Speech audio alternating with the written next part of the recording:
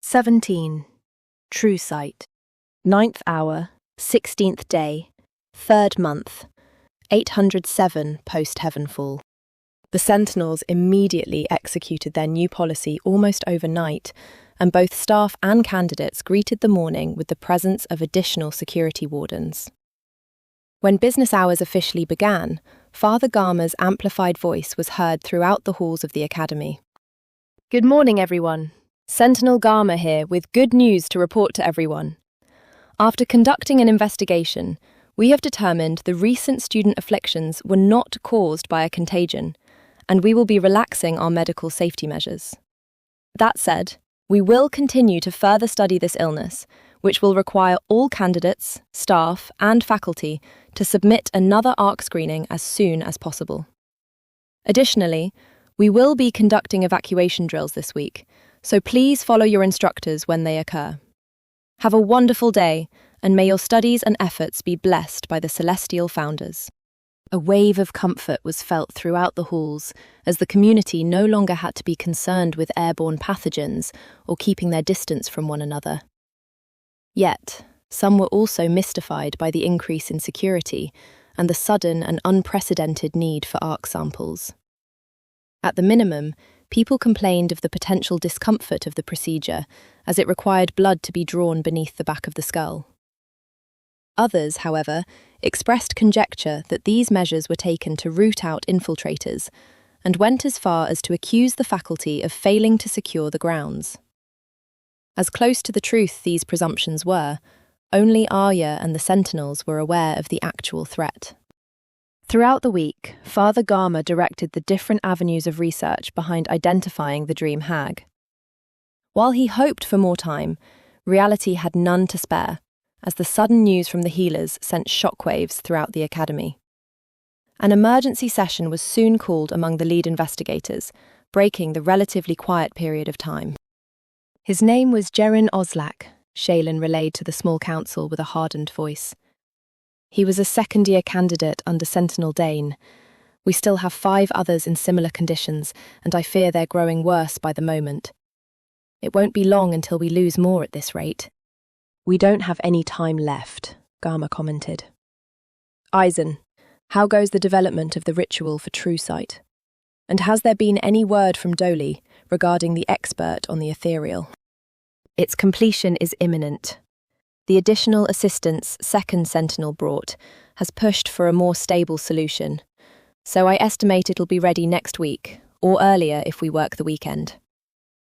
As for Dolly, a representative of Chieftain Celadon responded back, saying none are available for at least a month.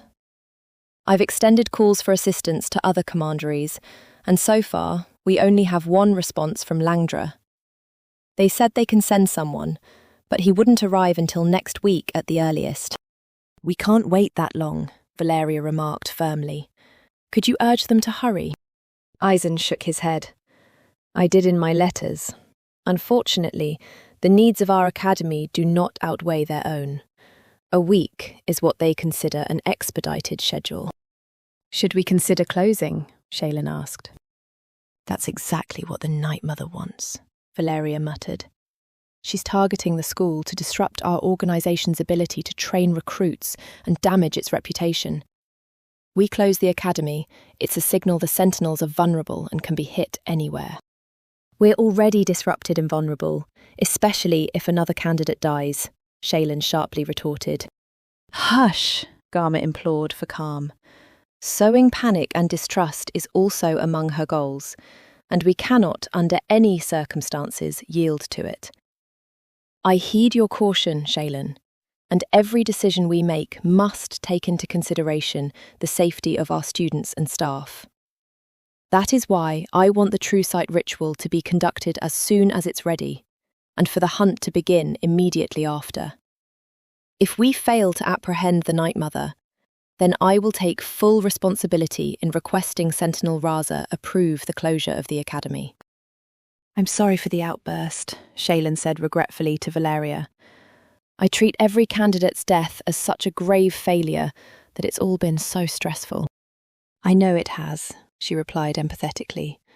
For all of us. We're not without hope, Eisen interjected. We may not have the means to project into the ethereal, but I found a spell to keep the hag bound to our realm. I'll have one chance for it to succeed, but it could prove a useful alternative. Let us try that then. Knowing your acumen, I have faith that it'll work, Garma said. Speaking of, how long does the Truesight enhancement last for those who take part? 10 minutes if we confer the ability to one person. 5 minutes if we give it to 2. It'll be drastically less if we spread it even more. Shaylin grimaced. Founders, Eisen. How are we supposed to screen the entire academy with such little time and few participants? It's the best we can afford with the lack of time, unfortunately. 5 to 10 minutes is better than none, Garma remarked. Shaylin is correct that it would be impossible to comb the grounds under those conditions. We must be more directed in our approach and narrow the scope of who could be causing these afflictions. Perhaps one of the healers, Valeria suggested. They have the most access to the infirmed. That would be true if their condition began before they were placed in one of the sickbeds, Shaylin noted. From the reports, they felt ill while attending coursework and their usual schedules. Also, half of them never even set foot in the infirmary prior to their affliction. Valeria let out a heavy sigh. I hate to even consider it, but could it be one of the instructors? Someone they all share a common connection with? Let me check.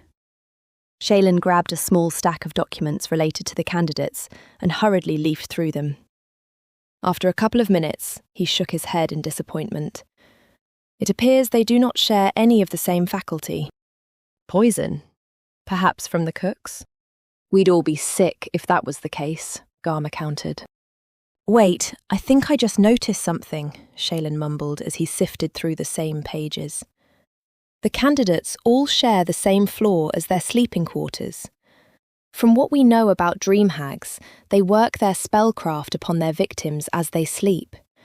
This means whoever she is has access to their dormitories. She might also have obtained entry to the infirmary, since the candidate's conditions have not improved since being moved there, Garma added. I don't believe a student or faculty would possess the liberty of moving so freely between both. Thus, the question, who could? A quiet pause of rumination emanated across the room as each sentinel reflected upon the information presented. Shaylin's eyes wandered restlessly around until suddenly halting at an unassuming object in the corner. Housekeepers, he chimed, eyes alight with clarity as he stared at a wastebasket. A housekeeper could easily enter these areas with little suspicion. They work at all hours, even in the dead of night, and have all the keys to tidy wherever needs be. Of course, Valeria whispered as the realization dawned on her. We should contact the head of their staff and gather more information regarding who works those hours and which floors, Garma recommended. Then we can narrow down the suspects and interrogate them individually. If these workers are truly who we wish to investigate, might I suggest something even more discreet? Eisen pitched. Since the ritual only lasts for no more than 10 minutes, we should gather all the housekeepers in one location and secretly scan the meeting room to identify which of them is the dream hag. This would save us the trouble of having to deal with different staffing shifts. We could tell the housekeeper overseer to initiate a compulsory and work-related assembly, Valeria added. That's certainly better than my initial idea of inviting them to a celebratory fete, Garma remarked. I'll reach out to arrange the event within a couple of days and contact Sentinel Raza regarding our plan. Eisen, keep me updated on the final development of the ritual. This all hinges on your success. Understood. I'll push for my arcanists to continue through this weekend, given the urgency, and assure that our work will be accomplished. 3 days later, the housekeeping overseer, Lysandra Hartwell, summoned all of her underlings to a small classroom to use as an impromptu venue. The hour for the meeting was set at noon, with lunch served to encourage attendance and relieve some of the mild vexation of being summoned within short notice. As the attendees filled the seats, the air was calm and informal, with workers either catching up on each other's personal lives or lightly wondering about the topic of today's gathering. At the head of the room sat the overseer, who had to be on an elevated stool to account for her diminutive stature as a gnome. Next to her was Father Garma, who held a small stack of papers to pass amongst the staff. Lysandra, completely oblivious to the true nature of the operation, was laughing infectiously at a jubilant conversation with a peer sitting closely across from her. The cleric, who appeared warm and pleasant, had a tempestuous mind, racing with dizzying calculations for the myriad of factors involved in identifying the Night Mother. While the all-hands conducted, Eisen was in the adjacent classroom next door, executing the ritual. All the chairs and tables had been pushed to the side to make room for a large arcane circle that had been intricately scribed for hours since dawn. At the centre was a pedestal, where a shallow bowl was placed and a highly polished glass lens rested within. 6 inches wide in diameter, the lens had to be bought from an astronomer and cost as much as half a month of his salary. With arms crossed, Sentinel Raza watched the ritual grounds with the intensity of a predator, as 4 other assistants quietly conducted the final preparations. He silently prayed that the dream hag would be identified, and they could begin planning how to isolate and apprehend her. However, Raza was more than familiar with complications, so he had security wardens posted at the perimeter and fellow sentinels to be ready at critical junctions. There was a soft knock at the door, and Shaylin was permitted to enter. "The housekeeping staff have all taken their seats, and Madame Hartwell has begun," he announced. "We're ready," Eisen declared. Raza acknowledged with a nod. "Begin." 3 of the assistants stood at the circumference of the ritual circle, while 1 was positioned in front of the wall facing the adjacent room. While Eisen initiated the incantations alongside the trio, the latter cast a separate spell to muffle any noise that would travel beyond the chamber.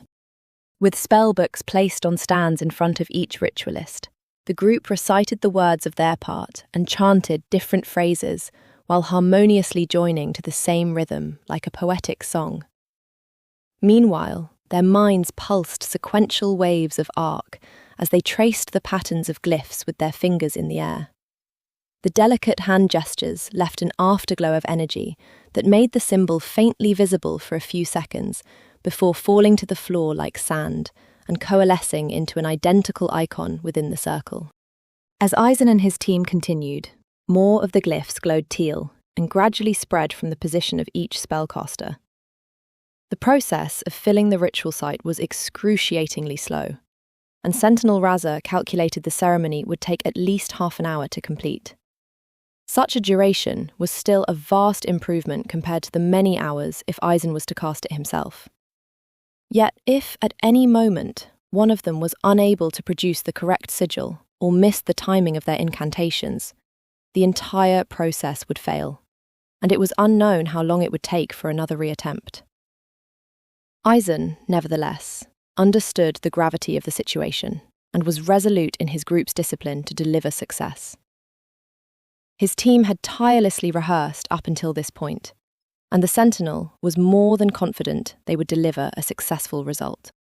Half an hour later, Eisen's trust in his spellcasters was vindicated.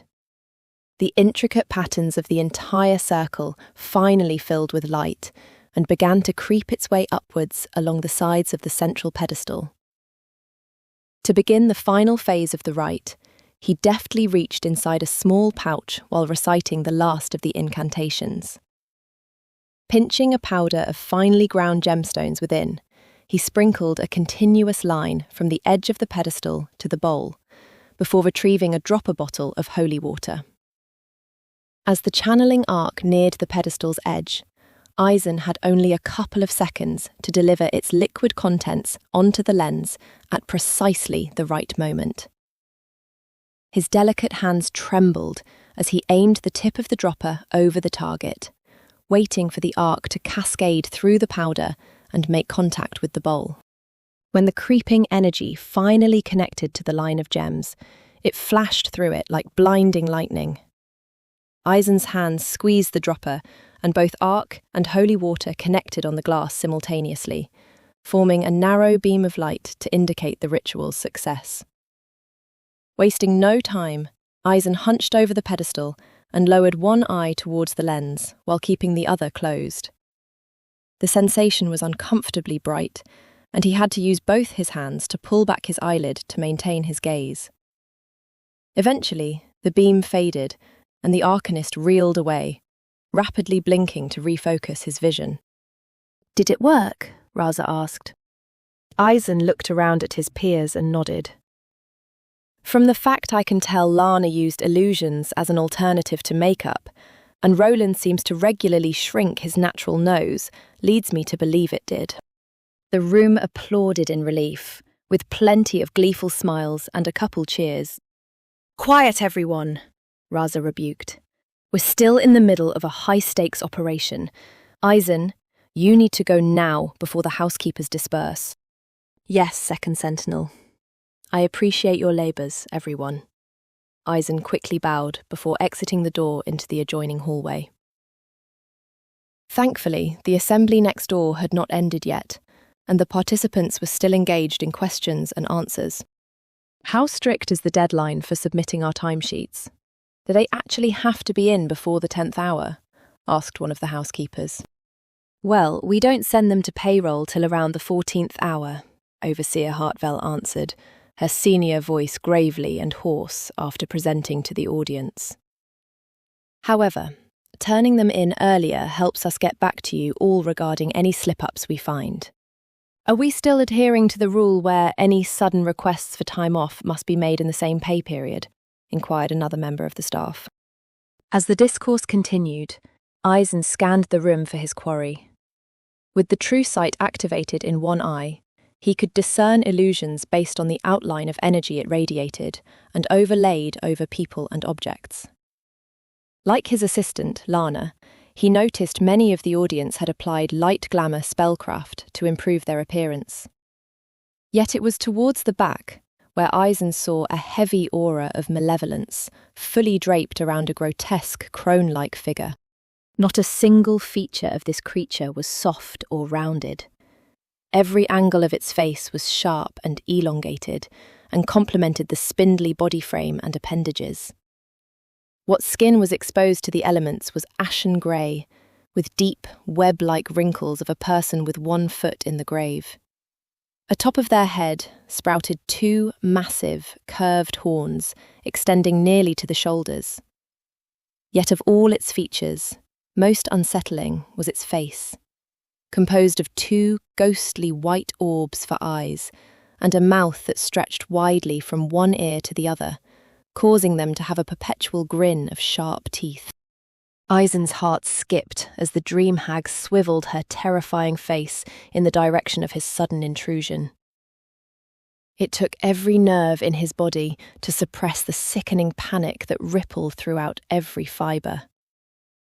Nonetheless, he remained composed and benignly smiled at the audience while silently apologising for the interruption. He fronted the appearance of someone delivering quick administrative news as he hurried to Father Garma. "Second to last row, all the way at the end on the right," he whispered into the cleric's ear. Garma nodded quickly and exaggeratedly mouthed, "I'll get in touch with him," to continue the ruse. As Eisen departed, the cleric's gaze returned back to the housekeeper's overseer, but he kept the suspected woman in the corner of his eyes. Whenever the audience asked a question, Garma risked a subtle glance at the suspected Night Mother and committed her features to memory. She was a half-elf of forest descent and middle-aged in appearance. Her auburn hair was tied tightly in a bun, and her expression conveyed boredom and a hint of irritation. If it wasn't for Garma's knowledge or the arcanic disguise, she would have been considered absolutely unremarkable, and almost too unnaturally so. "Any other questions?" Madame Hartwell asked, as the meeting naturally wound down.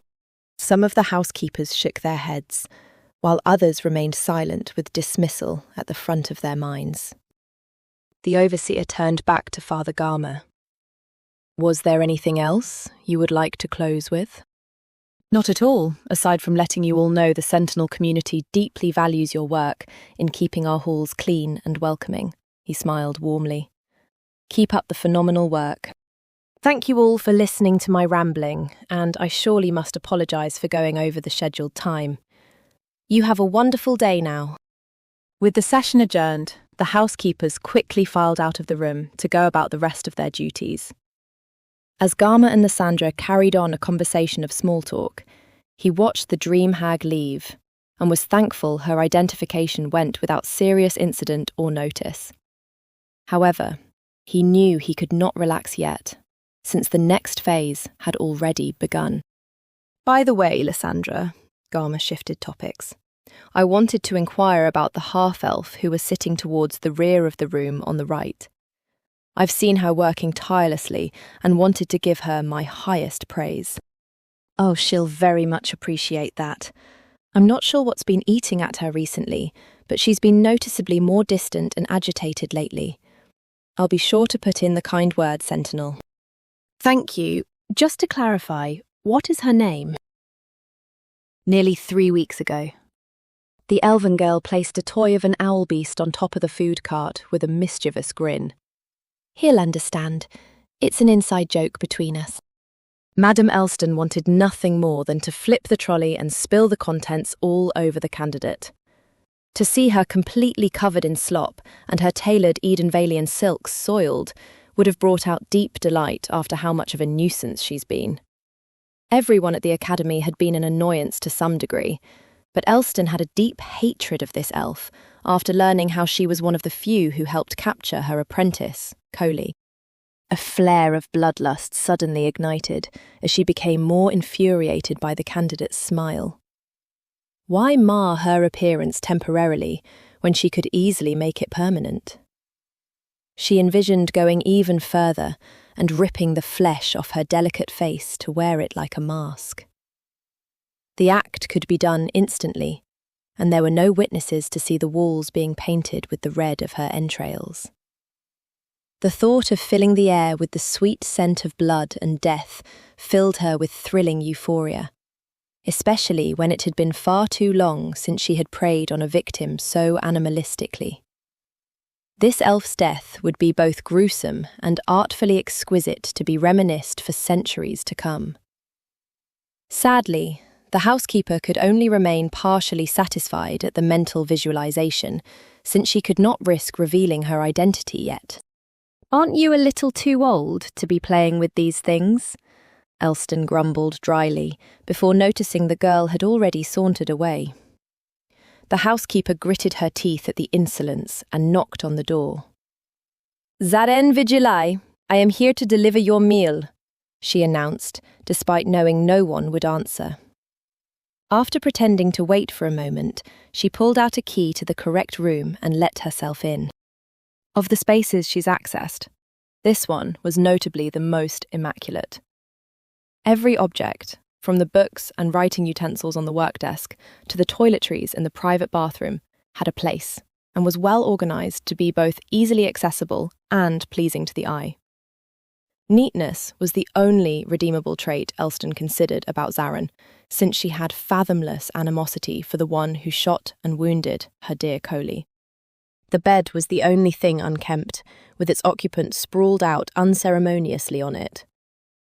Zaren stirred, eyes fluttering as his consciousness attempted to break into the waking world. Shh, you poor, poor boy, the housekeeper mockingly whispered as she slowly approached and sang a softly haunting lullaby that put him back into deep slumber. As his eyelids shut tight, Elston's song shifted to something more discordant and unsettling, with multiple voices disharmonizing into ethereal chaos. Her slender hands then elongated unnaturally into talons, and she clasped Zaren's head by the tips of her claws. The song continued, but another one of her voices whispered, "What shall I feed your mind today?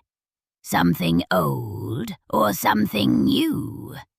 Should we throw in phobias, make you wander around lost and aimlessly? or perhaps revisit a past traumatic experience. More voices added to the point it became a grotesque parody of a choir, and the lighting of the room abnormally dimmed, as if being drawn into the housekeeper.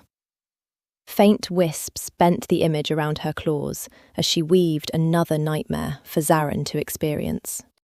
Within his mind, he saw himself back in the house of the Night Mother. Yet, instead of it being empty and abandoned, it was furnished and contained signs of life's clutter and the aroma of fresh-baked bread in the air.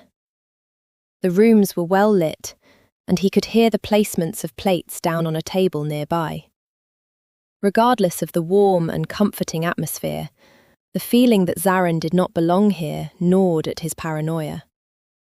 He recalled being assigned a mission to seek something or someone in this house. There was no recollection why or who assigned the orders, only that he was meant to be there. "Who are you?" He heard the sound of a young girl behind him and spun around. To his absolute horror, it was Coley Megna, except her skin had become deathly pale, limbs gaunt from malnutrition, and her eyes hollow pits of unrelenting accusation. I... Zarin stammered in shock of being discovered and the repulsive figure before his eyes. "Get out of my house or I will kill you!" Her voice distorted to something bestial and demonic as a black tome suddenly manifested in Coley's left hand. The book flipped open by itself, and she began to recite an unholy incantation that made inky tendrils of shadows coil around her. Zarin's hands unexpectedly felt the familiar sensation of the grip and forestock belonging to his dwarven rifle, and he instinctively raised the gun to aim the sight on Coley's chest. "Stop, or I'll shoot!" he cried. Coley ignored his warning as her spell was about to reach its crescendo. The rifleman realized it was kill or be killed in that moment. The house echoed with a thunderous explosion, and Zarin's ears rang as the smell of bread was replaced by smoking gunpowder. Coley's body crumpled back, and her eyes no longer had the look of anger and loathing, but one of sorrow and betrayal. Heavy footsteps charged into the room, and a couple let out a sorrowful wail as they saw the body of their daughter. "No, no, no, no. Please, Founders, please, no. Hold on. You're all right. It's not too bad," her mother pleaded and muttered as she held Coley in her arms as blood pooled around her. Zarin, meanwhile, gawked at the scene. Instead of the horrifying corpse-like entity he had just encountered, the girl had returned her appearance to that of the normal-looking student he met at DarkAcademia. His thoughts raced with what he should do next. Should he try to stabilize her? Apologize? All he could manage to do was stand frozen on the spot, unable to move or speak. "You killed my girl! How could you? How could you?" The blood-soaked mother shrieked at him. "You fucking son of a bitch! I'll rip you apart, you fuck!" the father screamed with rage as he lunged at him. Zarin snapped out of his daze and stumbled backwards away from the parents. As he retreated, a squad of the wardens stormed in from an unknown direction and charged at him. Before he could react, they had grabbed his gun and pinned him up against the wall. The crush of their weight made it suffocating to breathe, and the pandemonium of them bellowing Zarin to surrender, while the family continued to howl, caused him to let out a desperate cry of his own. Elston retracted her hand and watched with relish as her victim convulsed in the insanity of his own mind. It was a delectable sight she never grew weary of, especially when the subject was someone she had a personal vendetta for. When his psyche was completely broken and ripe for harvest, she would appear as a source of reprieve and ask if he wanted the nightmares to finally end. Once Zarin surrendered, she would harvest his spirit to add to one of many she already collected. The hag's thoughts returned to the stupid elf girl, as she wished her mind was as easy to influence as the boys. To her agitation, she discovered Ariya was often a night owl, and would be found up and about, preventing her from infiltrating the other students' dormitories. Her sleep spells also had limited effect on elven physiology, and would only elicit a yawn at best. Fortunately for Elston, she had other fruits of labour to tend to, and it would not be long before she would bring the academy down to its knees. She could always eviscerate the elf on the way out.